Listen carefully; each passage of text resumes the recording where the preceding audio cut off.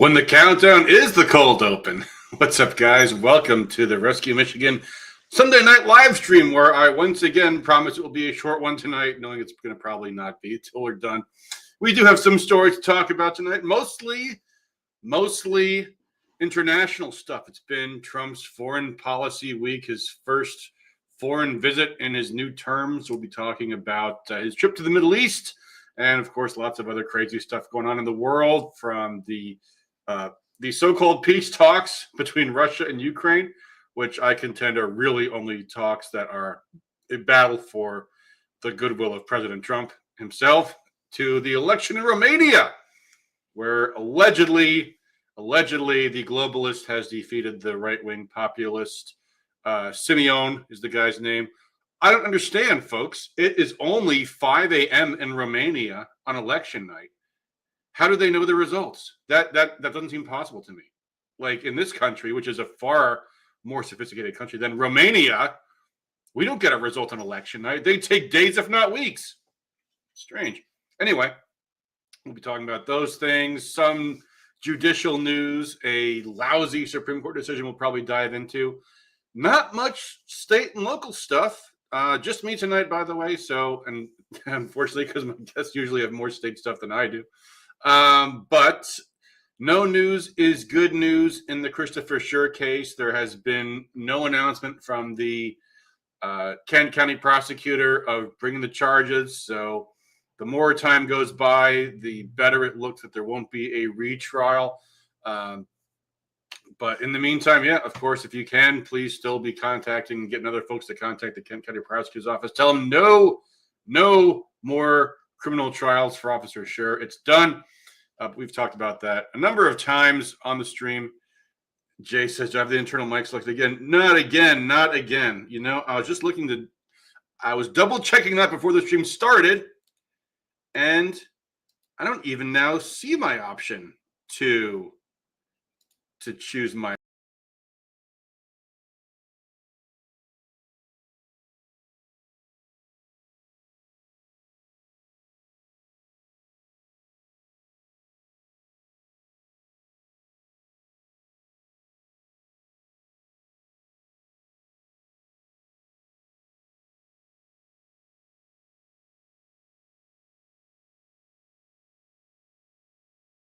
Okay, am I back? Phew. Okay, that was a mistake. I tried to see if maybe by stopping my mic/cam, I could change my microphone, and that did not work. And I don't know.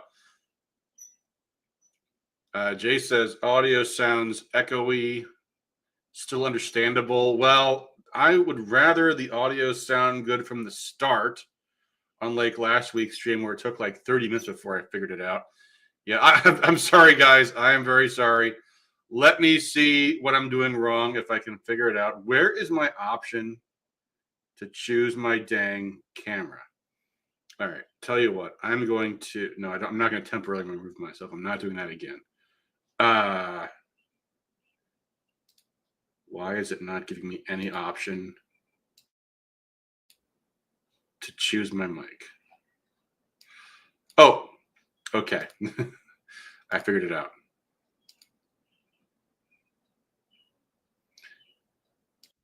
There we go. How's that, guys? How's that? Phew. All right. Sorry for being a boomer. Sorry for being a moron. Sorry for not being professional. Hopefully I sound better now. There we go. I think I've got the microphone right this time. Anyway, where were we? Oh, yes. So there has been a Trump visit to the Middle East, where a lot of interesting things have happened. Trump first went to Saudi Arabia, and then to the UAE, and I think also to Qatar. I've heard it's pronounced Qatar or Qatar, but I just can't do that as an English speaker. It's Qatar.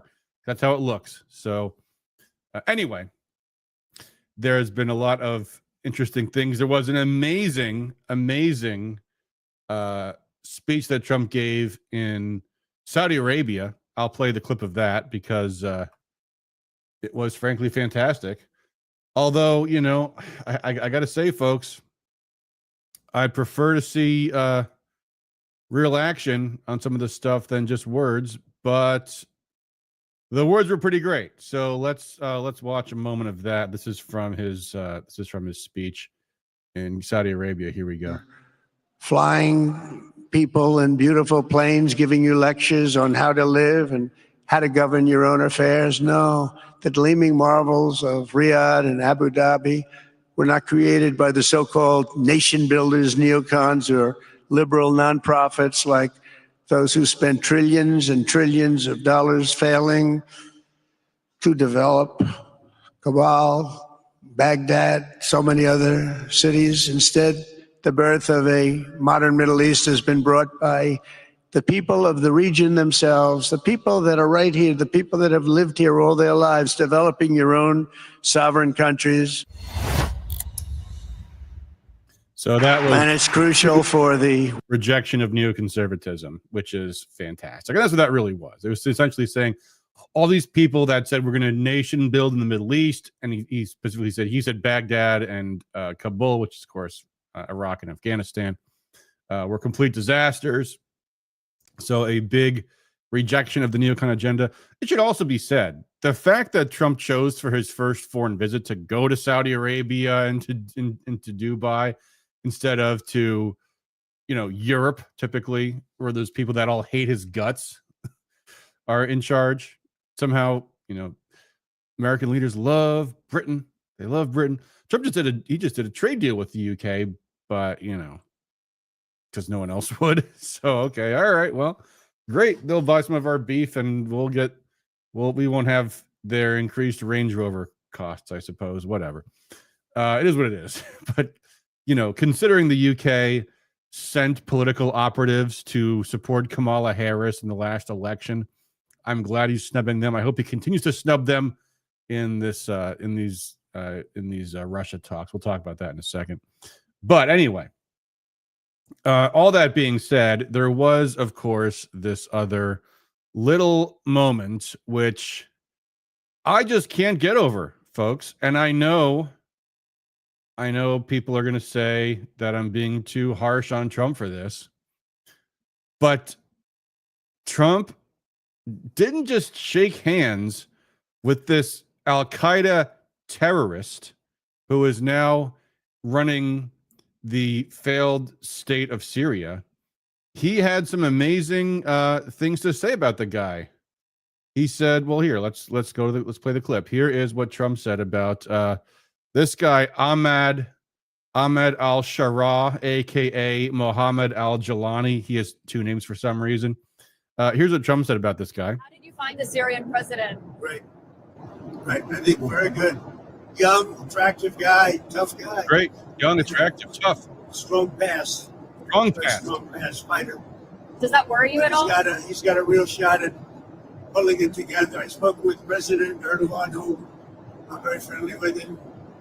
He feels he's got a shot at doing a good job. He's got a shot. He's got a shot, guys. That is what Trump said, to which somebody on X made a funny remark about that. What's next? Osama bin Laden, nice beard, good organizer, great with planes. Yeah, how do you get over this, folks? And I know, I understand. Like, we all want Trump to succeed. And by the way, Trump did actually end the sanctions on Syria. Good for Syria. Thank you, President Trump, for ending the sanctions on Syria. It would have been nice if you did that in your first term, and not had the people of Syria suffer for these 8 additional years. It's too bad I had to take them overthrowing their Christian leader and replacing them with an Al-Qaeda terrorist who is, to this day, butchering Christians. I'm sorry, he's not butchering Christians. His out-of-control government is just butchering Christians across the Syrian country, day in and day out, all day, every day. So sorry about that. Here is an interesting, I think, study in how the pro-Trump media chooses to cover this. This is how Breitbart covered this story. Let me make this a little bit bigger here.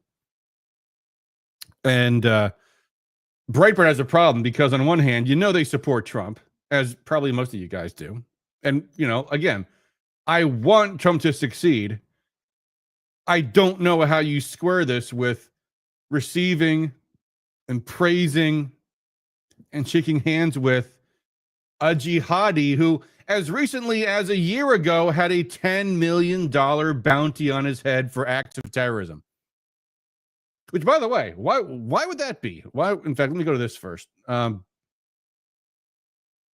This is I'm looking at this first, an older version of the Wikipedia article on this guy, Ahmed al-Shara, aka Abu Muhammad al-Jalani, who was the emir of one of its predecessor organizations. So TDS, I think they call this, Tahrir al-Sham, emir of its predecessor organizations, al-Nusra Front, the Syrian branch of Al-Qaeda, listed as a specially designated global terrorist in May 2013.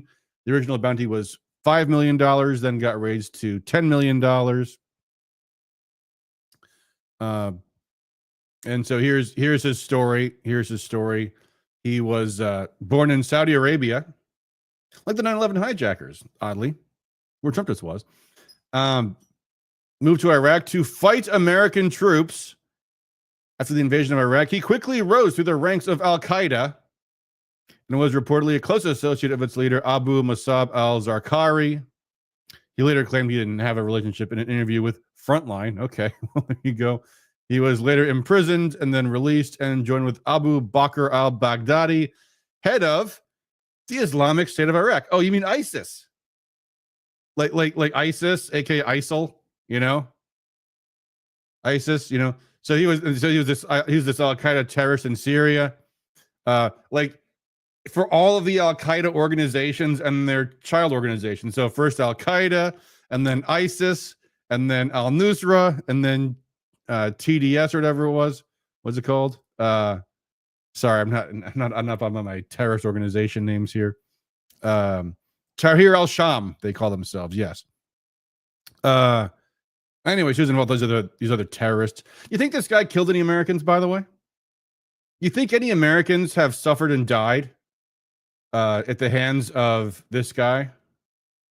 Because, you know, there was a $10 million bounty on his head. Like, it's hard to imagine the government paying $10 million for someone that hadn't killed any Americans.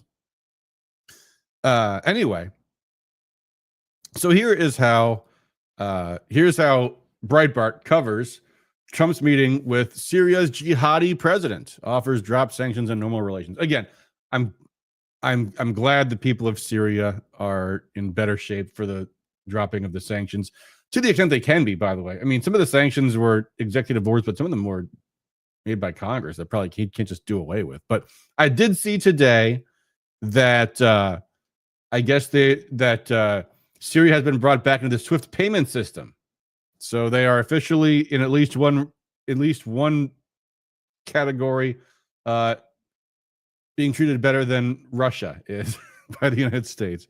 So here's how Breitbart characterizes this meeting. President Trump met with Syria's interim president. Their interim president. Really? Have they scheduled elections yet? What party? What party is this guy a member of? Trump said after meeting with Sharad, he would explore normalizing relations with Damascus, while Syria would explore joining the Abraham Accords to normalize relations with Israel. Wednesday's half-hour closure meeting marked the first time the leaders of the United States and Syria have spoken face-to-face in 25 years. The last case being when President Bill Clinton met with dictator.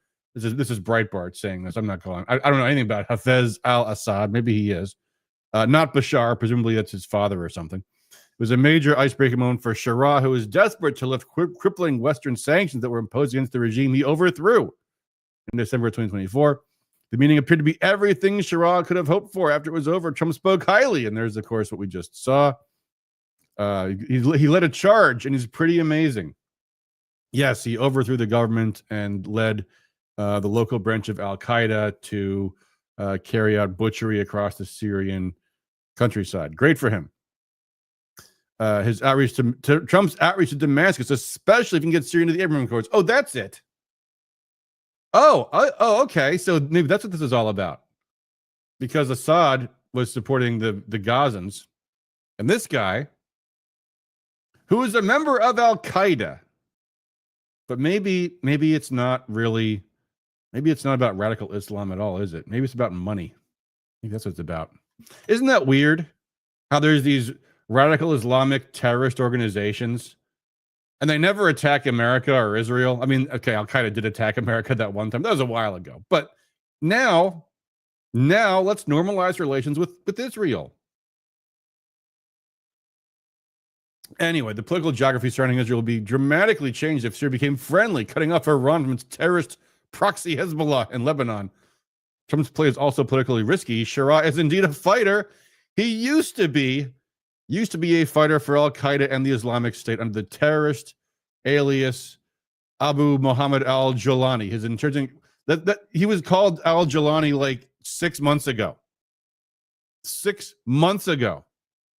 His insurgent group, Hayat Tahrir al-Sham HTS, began as Al-Qaeda's franchise in Syria. Listed as a terrorist organization until recently, State Department was offering a $10 million bounty. I said this before. Shiraz's story, I like that, is that he cut ties with terrorist organizations like Al-Qaeda and ISIS. When the Nusra Front became HTS and devoted itself to Syrian nationalism and resolution against the Assad regime. See, folks, it's okay. They're good terrorists now. They're good terrorists. They oppose Assad, and they're our friends then. Don't worry. Anyway, this goes on, but you get the idea. I'm not going to belabor this for the rest of the night. Although I will actually also say, let's look at the comments section, because again, the study is how do conservative Trump supporters react to all this stuff, which, by the way, by and large, the way they react to this is to not react at all, to shut their ears and pretend this is not happening. Let's talk about something else, guys. Adam, why are you talking about this? Don't talk about this guy. They don't want to hear it. But I like to face reality. And since Trump has shaken the hand of a fucking Al-Qaeda terrorist, let's talk about this for a little bit. So here's what this guy said, the top comment on Breitbart on the story. This is a risky move, but well worth the effort. If it works, and that's a relatively big if. Oh, you think? I can't wait to see what you say about what happens if it does not work. That could be a step in the direction of taking some of the pressure out of the Middle East tensions. If relations with Syria can be normalized and Syria can be brought into the circle of rational nations. Oh, yeah. Yeah, that's right, guys. The Al-Qaeda terrorist is going to bring Syria into the circle of rational nations. And that means there'll be hope to turn other like nations into rational nations. What does that mean, other like nations? Like what? What other nations might you be talking about, RTC Colorado? Because Trump was like just visiting all these other Middle Eastern countries. Jordan is like pro-Israel. Well, not maybe the people aren't, but the king is. The implications are gigantic. And maybe I'm being overly optimistic. Maybe. But if a once radical jihadi can turn into a responsible national leader with positive incentives, that sound likely to you guys? A radical jihadi might turn into a responsible national leader with positive incentives. It turns out positively for him and his nation. Just try to imagine the potential this creates for other states. So much for this America First stuff. Dude, make Al-Qaeda great again. That was going to be the name of this stream. I was like, no, it's going to just turn people off to even watching it. Make Al-Qaeda great again. Just imagine. This is mind-blowing. This is such a fantasy. This is mind-blowing if it works, and let's hope it does. The implications could be fantastic. Oh, okay. And if it doesn't work, then you just have now a nation controlled by Al-Qaeda, which afterwards gets done slaughtering the Christians in the local population, just might potentially turn their attention elsewhere. Could be great. A risky move, well worth the effort. I don't know, folks. I reposted what Scott Ritter's comments about this whole thing was when he went to this photo again. There's Trump with Mohammed al-Jolani or Ahmed al-Shara, whatever you call him, along with MBS. And this is what Scott Ritter posted. This photo, Scott Ritter, by the way, Marine Corps veteran, served in Iraq, probably has had more than a few of his buddies killed by jihadis. Says this photo underscores everything that's wrong with America today. This man-child poses with the anti-American Al-Qaeda operative and his Saudi paymaster. Anyone who served in Iraq should be outraged at this photo. Anyone who lost relatives on September 11th should be outraged. Anyone who calls themselves Americans should be outraged. He meant to write. There's a typo there. Trump has betrayed everyone and everything. He's too stupid to understand why. I don't know. I don't know. And that's Scott Rose's opinion. I find it hard to believe that no one in Trump's inner circle or Tulsi Gabbard or anybody in the intelligence community told him, hey, by the way, this guy just until like last week had a $10 million bounty on his head for being an Al-Qaeda terrorist. And Trump's like, yeah, let's give him a shot. I don't know, folks. I gotta say, I am skeptical. I am skeptical about the attractive, tough guy that Trump has just praised. So, yeah, I guess we'll see. Anyway, so there was that. But still, there's still been good news overall on balance. Like I said, at least the Syrian sanctions have been lifted. That's a good thing for the people of Syria. This whole Middle East visit, I mean, I'm glad he's snubbing Europe and all them. And I'm sure there's some upside in this is what they've been saying. $1 trillion deal, folks. A $1 trillion deal. I wonder, you ever ask yourself, like, what the $1 trillion deal he did with the Saudis and the UAE and Qatar, what the $1 trillion was all about? You think they're going to be like doing a deal with like American industries and that kind of thing? I mean, I hope so. I hope it doesn't turn out like just a bunch of like AI and tech bro crap. Although I did hear, I did hear something about there being a big buy into Trump's new Bitcoin thing or shitcoin thing. So I don't know what that's about. I hope there's no money laundering thing going on there. I mean, that'd be awkward and weird, right? It's not like the Middle East is a place where money and weapons and things all kind of get mixed around and crazy, insane things happen all the time. I hope nothing like that ever happens again. Not like Saudi Arabia has any reputation for, creating all the people that committed 9/11 or anything like that. But anyway, let's hope this all works out for the best. In the meantime, in other international news, there has been the peace talks. The peace talks have occurred between Russia and Ukraine. There was an amazing story about this. There hasn't been, well, okay, so here's what basically happened. So first off, Russia had their big Victory Day celebration a week or so ago, May 9th. And the Europeans, all the America hating, Ukraine loving, Trump haters got together and said, we're going to get Trump on side here. We're going to demand there be an immediate ceasefire because we are smart European people and we know what makes Trump tick. And he loves the idea of a ceasefire because he wants the killing to stop. He wants to be the peace president. He wants a Nobel Peace Prize. So we will just simply explain to him that he just needs to join us in demanding that there be a ceasefire.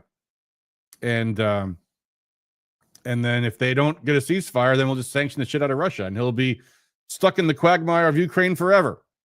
And it was going great. They had their whole plan laid out. The clock was ticking. They've set their deadline. And then Vladimir Putin came back and said, actually, we will just go straight to negotiations. We'll have negotiations this Thursday. Be there. And the Europeans said, no negotiations. We demand a ceasefire first because that's the way it always goes, right? That's how wars usually end, not with a military conclusion or with concessions or negotiations. No, wars first the sides just stop fighting. They just stop, and the side that's winning the war just stops and lets the loser negotiate with them. That's how wars normally end, right, guys? But anyway, so the Europeans were very upset about this decision Putin made to say, let's just meet and negotiate, right? Let's go back to Istanbul where things left off, and we'll pick them up where we left off. And the Europeans said, no, no, no, no. And Trump said, actually, yes. You better be there, Zelensky. You better go there. I think he said, I don't know if he did say Zelensky had to be there. But the whole past week was then this crazy soap opera of who's going to be there, who's going to be there in Istanbul. Is Zelensky going to be there? Is Trump going to be there? Is Putin going to be there? For the record, the Russians never, ever, ever once suggested that Putin was going to be there, because that's not how negotiations work. Like when we got out of Vietnam, we didn't have the president or cabinet members going to North Vietnam for the peace negotiations. You send professional negotiators and they work out the details, and there's meetings and more meetings and more meetings and more meetings. And finally the people at the top sign off and shake hands, and then it's done. That's how those things happen. But Zelensky says, if Putin's not going, I'm not going. And then Trump says, I hope Putin goes. And Putin's like, no, we're not going. We're not going. So then the Ukrainians played this off like, how dare Russia only send professional negotiators and not send Putin himself? We're not going to talk to these pissant Russians, these low-level people that obviously shows they don't care about peace. And by the way, the people that Russia sent were like, well, first off, the lead negotiator from Istanbul 2022, because that's the whole idea, was like, we're going to pick up where we left off. And then lots of military guys, including the leader of Russia's military intelligence, like people that know the situation on the ground. Because like when you're negotiating a ceasefire, you need military people who know about that situation to be there. And Ukraine says, how dare they send these people? But Trump put the screws on him and said, you better go. So they had these negotiations. And of course, there was like basically no out. Well, there was one outcome. There's a prisoner exchange, and that's always a good thing. But, as far as that, beyond that, basically nothing more happened. So there was a story in the media. In fact, I'm going to pull this up because it's funny.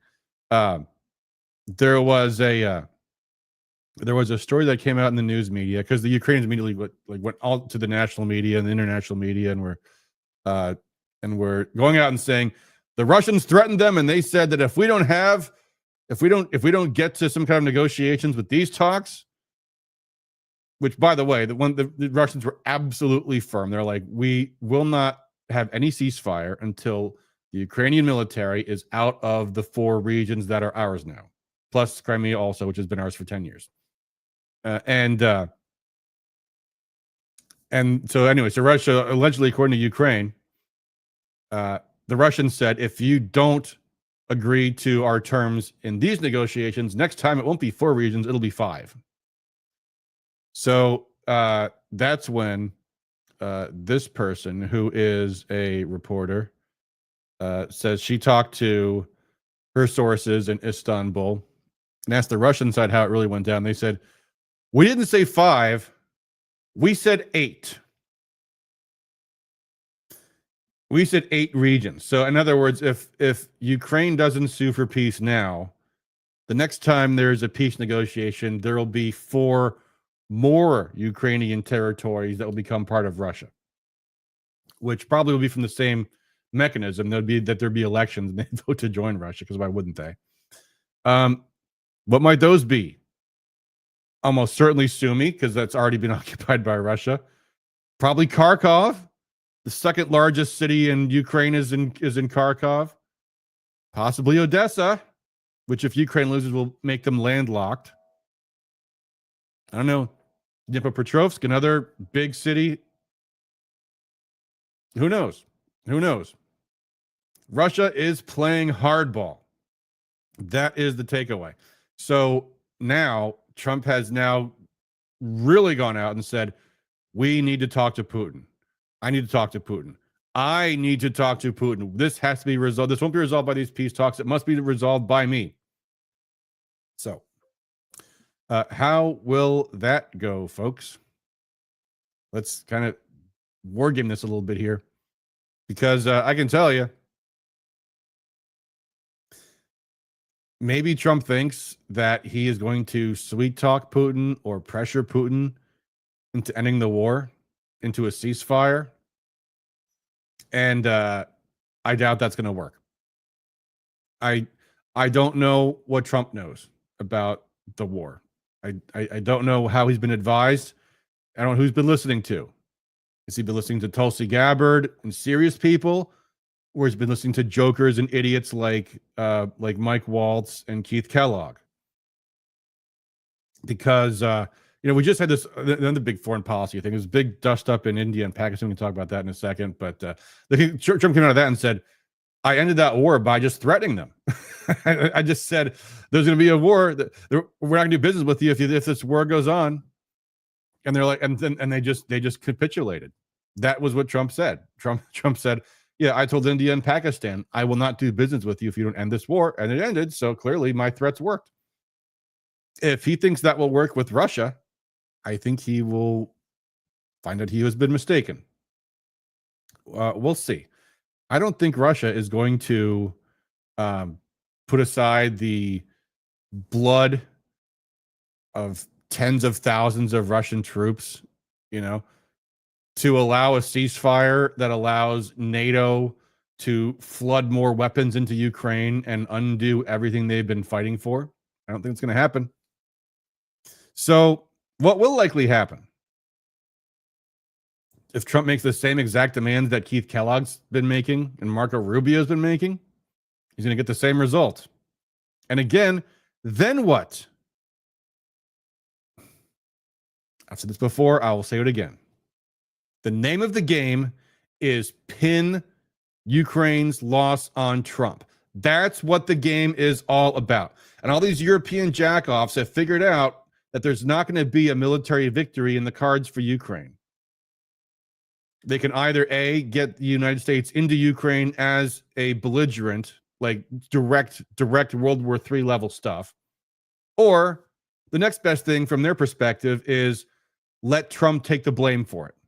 That is what the game is all about. So what's going to happen if Trump goes to Putin and says, I want this and I want that, or else I'll do this and I'll do that, and he tries sanctions and he keeps the intelligence going and the weapons flowing in, is that when the inevitable military loss for Ukraine comes, they will all blame Trump. All of them will blame Trump. The media will blame Trump. The Democrats will blame Trump. The Europeans will blame Trump. The Ukrainians will blame Trump because they're not going to blame themselves. And that is the trap they have set. And sooner or later, and the reckoning day is coming really soon, folks, really soon, Trump is either going to walk into it or walk away. And the clock has gotten very, very late on this. He should have walked away in January. He could have walked away in February. He could have walked away in March. He could have walked away 3 weeks ago. So we'll see what happens next.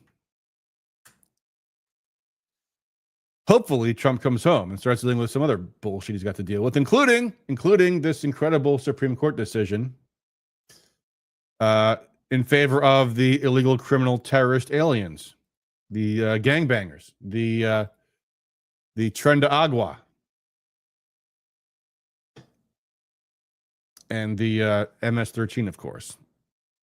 So this is the decision, 7-2, 7-2. Including all of Trump's own appointees to the U.S. Supreme Court, voting in favor of illegal alien terrorists.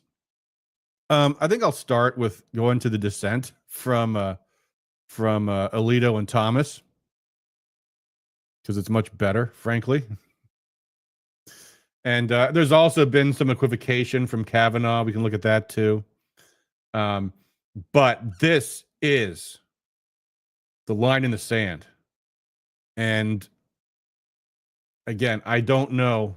Well, I mean, I guess I do know what Trump is waiting for to take action against the Supreme Court. They're waiting for more clarity about the next election, I think.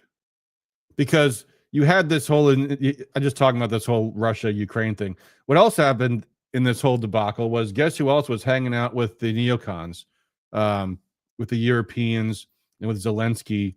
There was a big NATO meeting in Turkey, also a different part of Turkey. It wasn't in Istanbul. It was somewhere else. Was Lindsey Graham? Lindsey Graham was out there, And there's an implicit threat. There is an implicit threat. Because Lindsey Graham keeps on saying, I've got these 72 U.S. senators who want to sanction the hell out of Russia and blah, blah, blah, blah, blah. So you better go along with these 72 senators, Mr. Trump, Mr. President. And I hope Trump knows he doesn't. He doesn't have to go along with them. Because look what just happened. And, you know, I'm going to look at it. Look at what just happened with Trump meeting with Al-Jilani in a different light. I've just gone through how awful it is and how sick at heart I am about the fact that Trump has met with this Al-Qaeda terrorist. But here's another angle about this, folks. Trump met with an Al-Qaeda terrorist and his base said, yeah, okay. Think about this. That shows you what political capital Trump has. If Trump turns on Ukraine and Trump puts his foot down, the American people and Trump's base especially, they'll be with him on this. If Trump says the Supreme Court is exceeding their authority and violating the Constitution, and this has to be resisted and opposed, his supporters will agree. And Alito and Thomas lay this all out right here. Anthony Cabrano asks, is this the birther issue? No, this is the deportation of criminal alien gangbangers. The other case is different. And by the way, I should also say the media's been lying about this case. When you look at this order, 7-2, saying that these illegal alien terrorist gangbangers have civil liberties and blah blah blah. The way the media portrays it, the actual decision was narrow.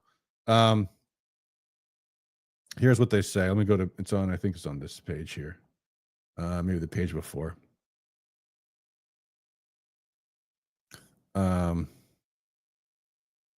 They do somewhere here limit the scope of what it is.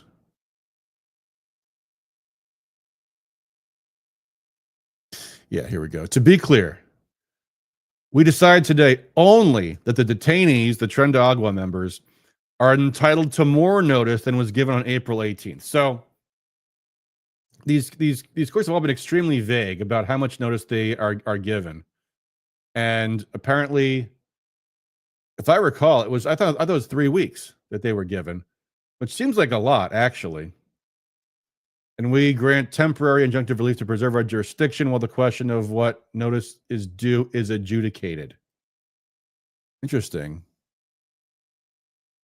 They grant temporary injunctive relief to preserve our jurisdiction, almost like their jurisdiction's in question. Huh. Anyway, here's what Alito and Thomas say, the smart ones. I'll get back to Kavanaugh in a second, actually. Here we go.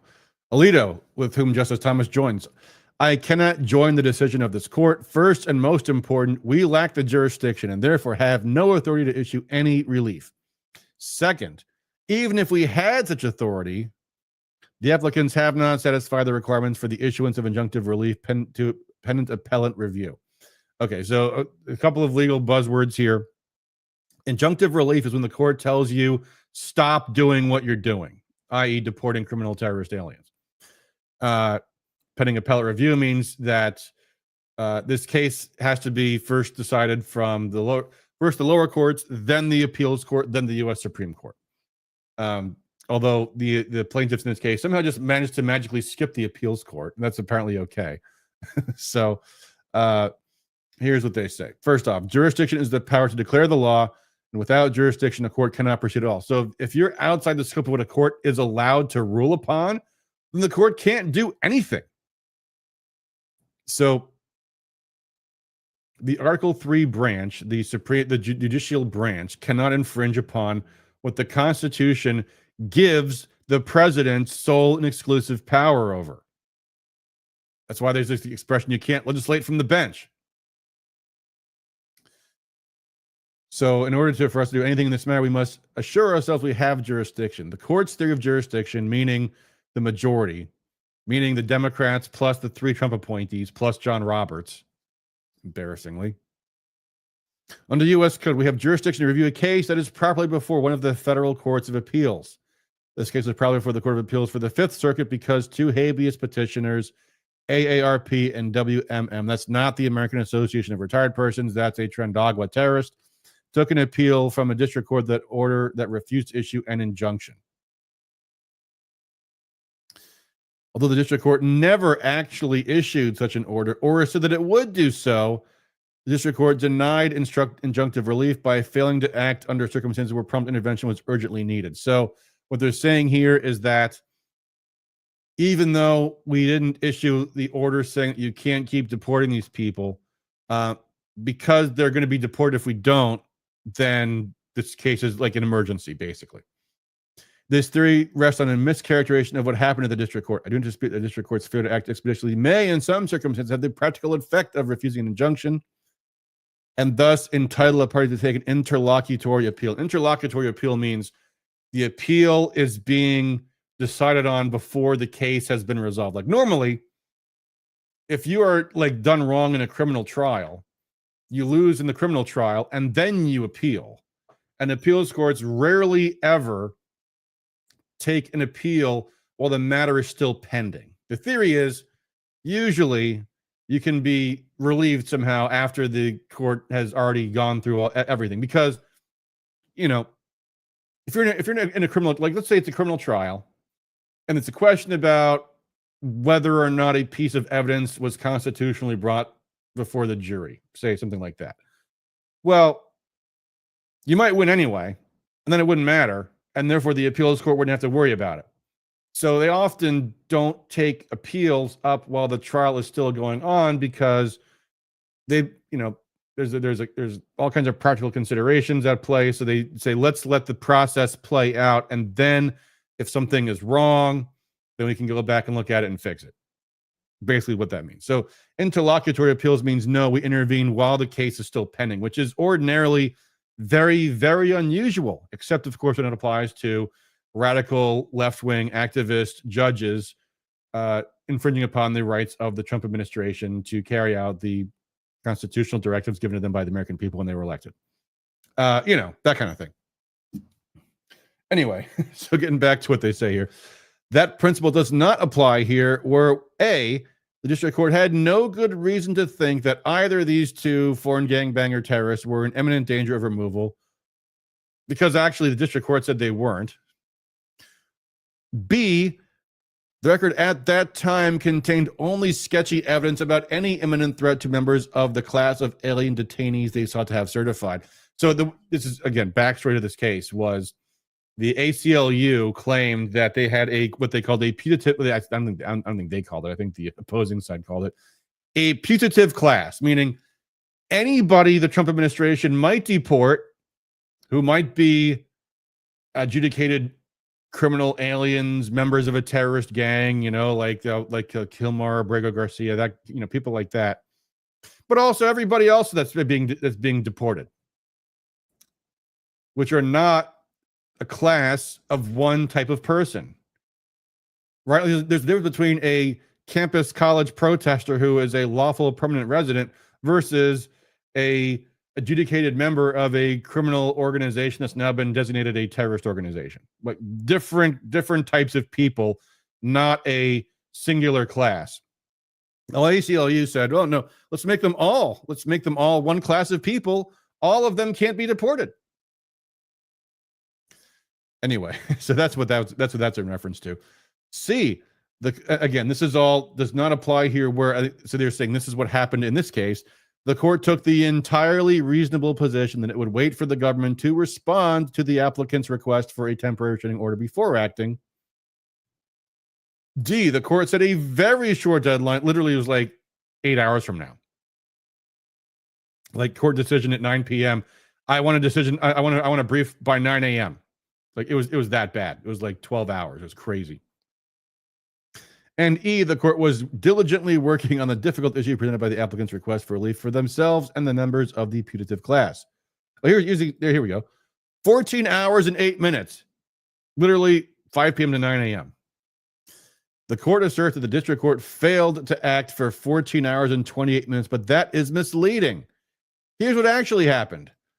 On the evening of April 17th of this year, lawyers for the foreign gangbangers made a phone call in which they demanded to talk to the judge immediately and have the judge issue an order, which you're not allowed to do.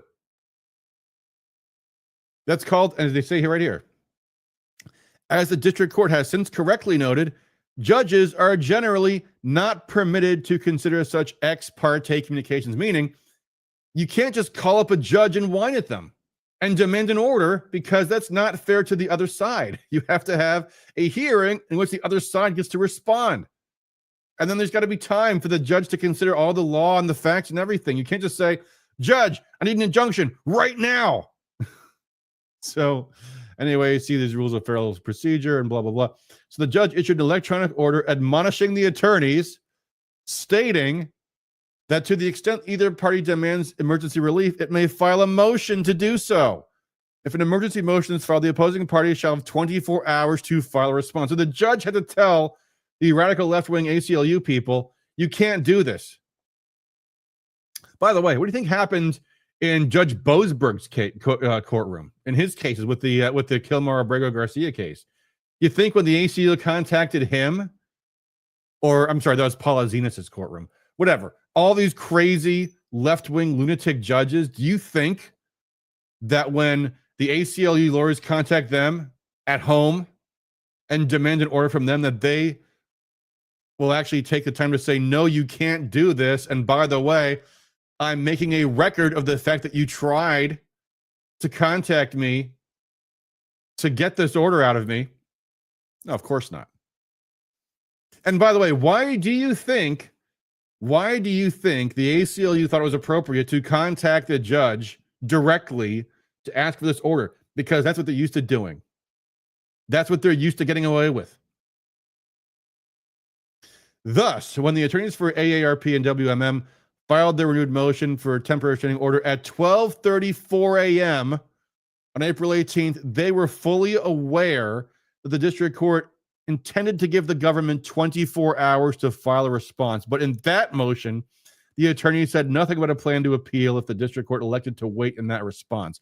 It was not until their 12:48 p.m., so I guess the next day, emergency motion for an immediate status conference that the attorney suddenly informed the court they would file an appeal if the district court did not act within 42 minutes, i.e. by 1:30 p.m.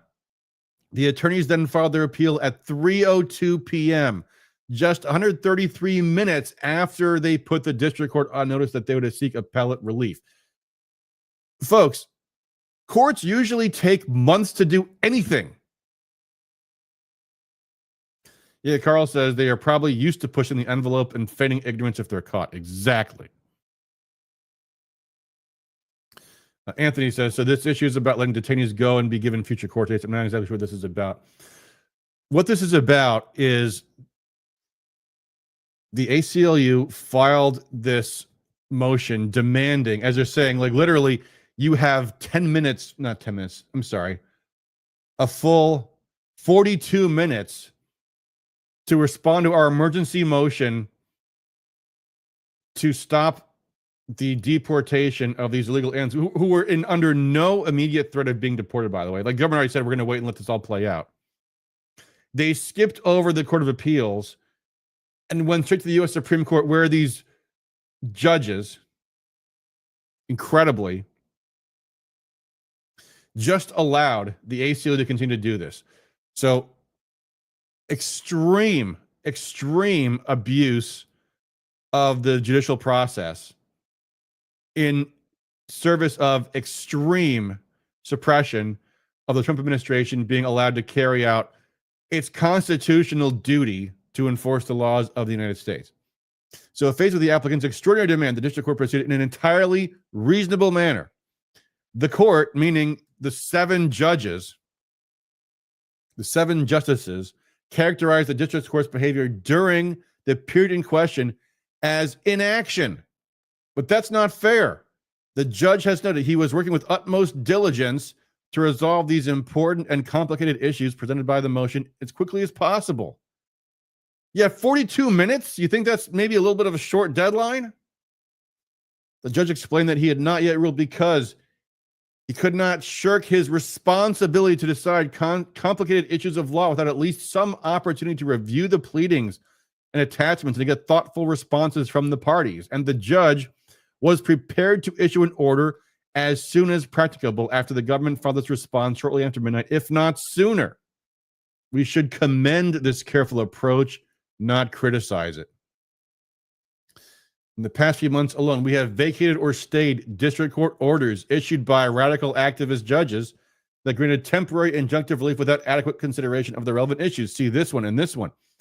But in this case, a district court judge is deemed to have constructively denied an injunction by failing to act within the space of a little over 2 hours on an application that required, I think it was actually less. There's the 46-minute deadline, and then there was 133, slightly more than 2 hours.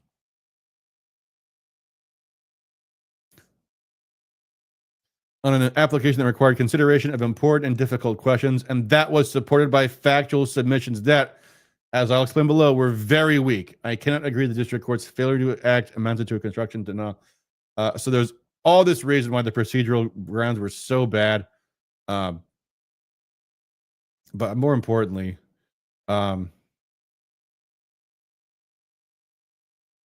is that the court didn't even have jurisdiction, according to Alito and Thomas.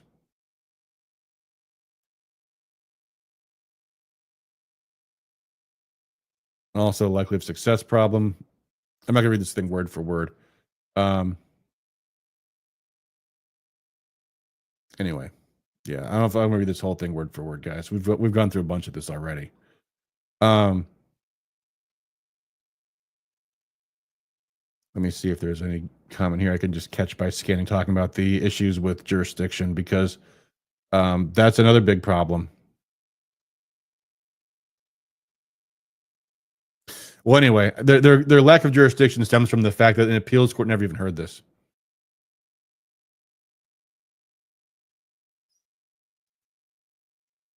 The court takes the unusual step of granting cert means taking up the case, basically.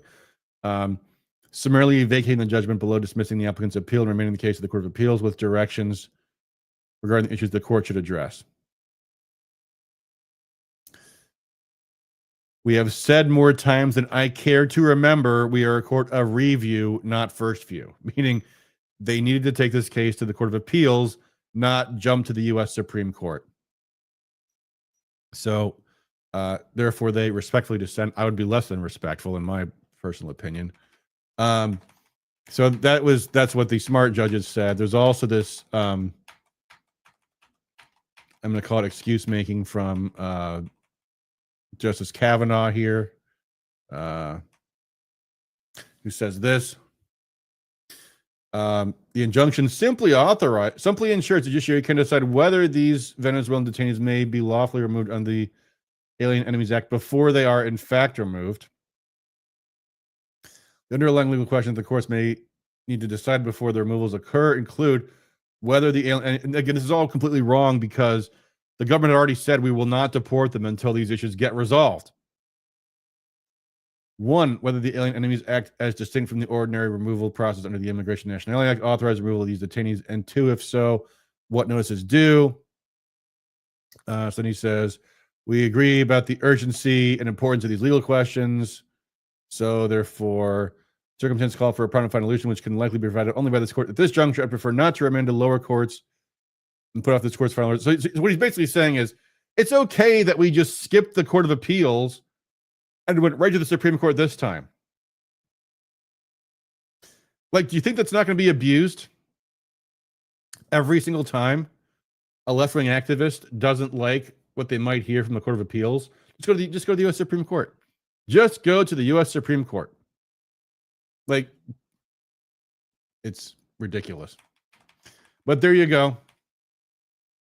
There you go. So that was this one case. And again, a lot of people are extremely furious about the fact that these activist judges have been able to impede the Trump administration on all kinds of important issues for months now, on issues where the court has no jurisdiction. Like, inferior district trial court judges do not have jurisdiction over immigration cases. There are immigration courts. There's Article 1 courts for this. They are just ignoring their jurisdiction. And the Supreme Court just keeps on going, oh, well, you know what? That's okay. We'll continue to let them delay and stall again and again and again. And at some point, something's going to have to give on this. And Trump should be using his bully pulpit on this issue, not on, making Syria great again. I'm telling you guys, the issue in the next election is judicial tyranny. And if we don't fight back, if you allow the radical left to control the narrative on judicial tyranny, they're going to win this one. And we're already 10 points behind. Look at the election in Wisconsin. Look at the Supreme Court election in Michigan. It's not about abortion. It's about the complete destruction of the rule of law. And it's going to be a case that's going to drag on for a while. All right. I want to wrap the stream up. Let me see if there's things I didn't talk about that I meant to. Oh, yeah. James Comey. The James Comey thing, 8647. He knows damn well what that means. And I hope that that he's interrogated by the FBI very, very thoroughly and charged with lying to them for whatever he says. Frankly, we'll see. I doubt it's going to happen. We'll see. Kash Patel, get to work. Pam Bondi, get to work. I hope Kash Patel and Pam Bondi, well, let me put it this way. I just saw, did you guys see this story today? So Kash Patel just made this comment on, hold on. This is what I meant to say. But I'll get back to it, but I also just happened to catch this other Breitbart story. This is Trump's reaction. This decision will let more criminals pour in. Again, wrong message, Trump. I mean, yes, this is true, but the message should be they're violating the Constitution. You're right, it will let more criminals pour in, but more importantly, it will also lead to more abuse of the judicial process and more abuse of the Constitution. I would hammer on that one, is what I would do. Anyway, it wasn't what I meant to talk about. I meant to talk about where it was this. I think it's probably Breitbart's got the story someplace. Let me find the story here.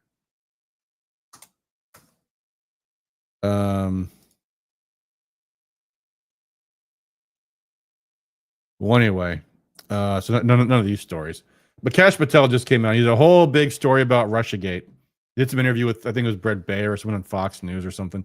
And he closes by saying they're talking about how there's going to be big revelations, and they're like what exactly? And Kash says, "Well, give us a week or two. Give us a week or two, and you'll see." And I'm getting kind of tired of this. It's coming, folks. Where's the Epstein documents? We remember that Pam Bondi? Where's our Epstein files? I'm getting fed up with the whole just a little while longer, or like Trump with the negotiations are almost done. We're almost there. We almost have a deal. I'm getting tired of the almost stuff. Like, under promise and over deliver, guys. Like, get back to me when you've got something. Hope it doesn't turn out like Kash Patel and Pam Bondi have any kind of weird relationship with Qatar or Saudi Arabia or anything like that. I hope that's nothing about that's going to happen. But anyway, sorry, that kind of weird connection between two separate topics, but I just want to leave that there because maybe in a couple of weeks we'll hear something, or maybe we won't. I don't know. Maybe we will. Maybe we won't. But I hope, and look, I'll give them some slack because yes, it takes time to get a rogue agency under control. I get that, but let's start seeing results soon, folks. One of these days, please. So hopefully we'll see more from them soon. Anyway, what else I was going to talk about? The 8647 stuff. I guess that's all I've got for now. We'll see what happens. Again, a lot of to be seen, to be announced, to be decided. We'll see what's going to happen with these peace talks, with this Trump-Russia call. Is Trump going to finally take the advice of J.D. Vance and Steve Witkoff, not from these morons like Keith Kellogg and Marco Rubio about Russia? Is he going to extricate himself from that Russia disaster? Is this going to drag on another week, another month? Because it's not going to get any better. It's not going to get any better. Like Russia just said,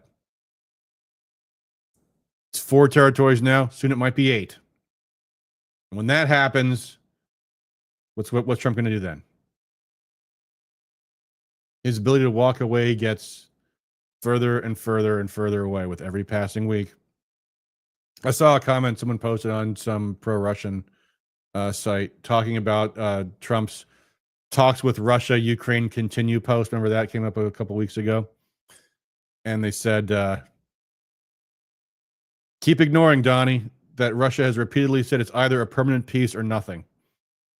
Ignore the fact that Lavrov says he's happy every time new sanctions are announced because it means a deepening of Russia's already advanced economic decoupling from the West.